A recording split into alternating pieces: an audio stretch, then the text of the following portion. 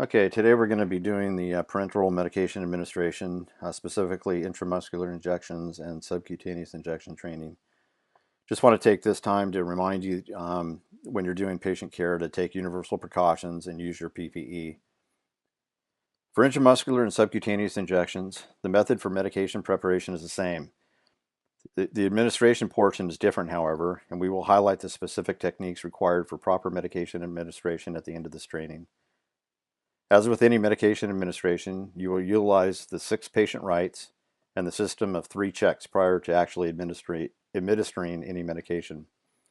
The 6 patient rights are the right medication, the right dose, the right time, the right route of administration, the right patient, and the right documentation. The 3 checks are centered on the medication itself. The first check is when you remove the medication from the locked area and check the prescription label and compare this to the medication log to make sure they match. Excuse me. The second check is made before you pour or prepare the medication by checking that the medication label and the medication order match. The third and final check is made by checking the prescription label against the medication log to make sure they match. And just remember, you do this before you administer the medication in all patients. Also, prior to the medication administration, you will also check the patient for allergies and to make sure that there are no conflicts between the patient and the medication. Remember to communicate with the patient and make sure that they understand that what the procedure will entail and which medication will be administered. Nothing erodes patient confidence in their provider than appearing to be ill-prepared for an upcoming procedure. Take the time to gather any equipment you think you might need and place it in an area where you can actually easily access it. The items needed for intramuscular and subcutaneous injections are 0.9% sodium chloride, alcohol swabs, some 2x2 gauze, non-sterile gloves, a syringe with needles, sharps container, the medication, and then the appropriate forms. Some of the forms that we've used in the past are SF510s, SF600s, or maybe even a DD792. Now you will calculate the dosage and check the expiration date of the medication you will be administering. Once you know how much of the medication solution to draw into the syringe, it is time to prepare the syringe for use. You do this by wiping the medication stopper with an alcohol swab. You pull the syringe plunger back to introduce air into the syringe. The amount that you pull back will match the volume that you will be administering via subcutaneous or IM injection. Now that you remove the needle cap, you do this by using aseptic technique and insert the needle at a slight angle through the rubber stopper. When you're doing this, the vial will be sitting on a flat surface. Keep the needle tip between the stopper and the medication and inject the air in the syringe into the vial. There will now be a slight positive pressure inside that vial. Now you pick up the vial, you invert it, and then hold it at eye level. You pull back on the needle or withdraw the needle so that the tip is now sitting in the fluid. You pull down the plunger to draw slightly more fluid than required for administration into the syringe. Now, holding the syringe at eye level, tap that syringe to allow any trapped air to bubble up to the surface near the needle. Push it. When you push in the plunger, this will move the air out of the needle or out of the syringe itself, and then you move the plunger to the required level that matches the amount of medication that the patient will receive. You place the vial back on the flat work surface and then remove the needle from the vial of medication. You recap the needle using the scoop method, then label the syringe with the patient's name, identification number, the name of the medication, the dose, the vehicle, and the route.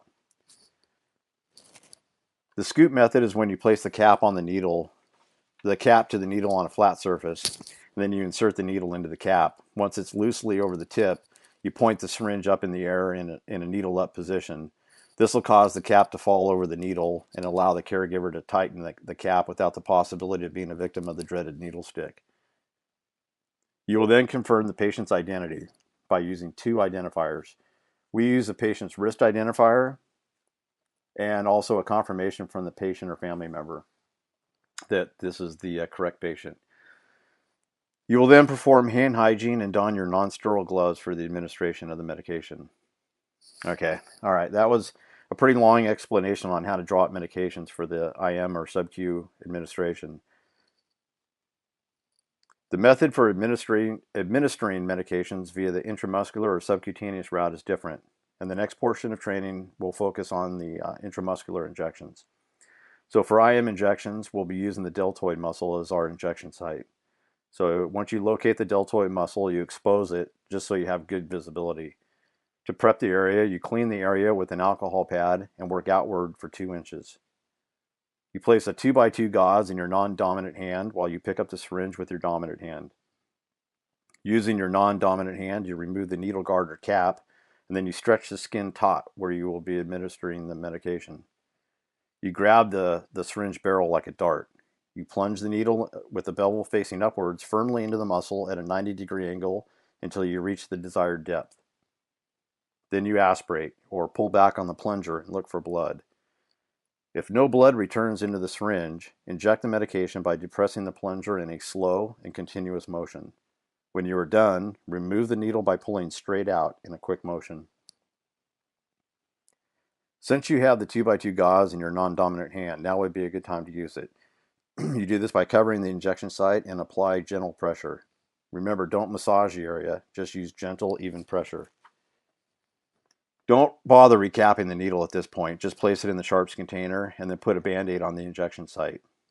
Now you doff your gloves and perform proper hand hygiene. Once you've done this, you check your patient for possible adverse reactions to the medication for the next 15 minutes. And then you also document the event in the patient's record. All right, now let's focus on the technique to administer subcutaneous injections. You select your site and expose it so you have good visibility. Clean the area with an alcohol pad and work outwards for 2 inches. You place a 2x2 gauze in your non-dominant hand while you pick up the syringe with your dominant hand. You remove the needle guard or cap and bunch up the tissue where you'll be administering the medication with your non-dominant hand. This is basically just pinching the tissue. You hold the barrel of the syringe with your dominant hand and insert the needle with the bevel facing upwards into the skin at a 45-degree angle. Then release the bunched up skin, pull back or aspirate on the plunger, and if no blood returns into the syringe, inject the medication by depressing the plunger again in a slow and continuous motion. When you're done, remove the needle by pulling straight out in a quick motion. Since you now have the gauze in your non-dominant hand, this is, again, a good time to use it to cover up your injection site and apply gentle pressure. Again, you don't recap your needle, you just place it in a sharps container and then put a Band-Aid over the injection site. You doff your gloves, perform the proper hand hygiene, and then you watch your patient for the next 15 minutes to check for possible adverse reactions. Again, you document the event in the patient's record because remember, if it's not documented, it didn't happen and the patient's going to suffer the consequences. So good job on a pretty long lecture. Now let's go have some fun playing some Jeopardy!